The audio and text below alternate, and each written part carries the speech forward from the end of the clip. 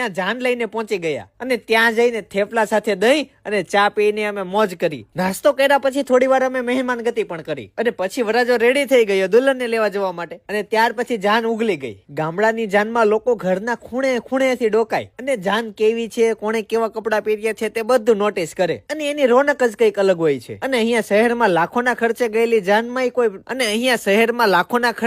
જાનમાં કોઈને રસ ના હોય. વ્યસ્ત જીવન કહેવાય ને એટલે શહેરનું. 10 માંથી 9 જણા તમને બોલતા સંભળાય કે મારા પાસે ટાઈમ નથી અને ગામડામાં 10 માંથી 9 જણા એમ બોલતા સંભળાય કે બોલો ને શું કામ છે, હું ફ્રી જ છું. દિવાળીએ લોકો શાંતિ લેવા માટે જ ગામડે જતા હોય છે પણ 10 માંથી 9 બૈરાઓ મોગા ચડાવીને બેઠા હોય કે હું ત્યાં નહીં આવું. પણ જે હોય એ જાન ફાઇનલી માંડવે પહોંચી ગઈ. ત્યાં હાર પહેરાવ્યા બાદ છાપ પણ આવી ગઈ અને ત્યાર પછી કાને શબ્દ સંભળાયા કે કન્યા પધારો સાવધાન અને પછી લગ્ન શરૂ થયા. લોકો અહીંયા લગ્ન ઉત્સવની જેમ ઉજવે અને ગામડામાં તમને ભાવ પ્રેમ પણ વધુ જોવા મળે. પાર્ટ 2 માં કંઈક ગજબનું થવાનું છે. જાણવા અને માણવા માટે ફોલો કરતા જજો. આવજો. જય યોગેશ્વર.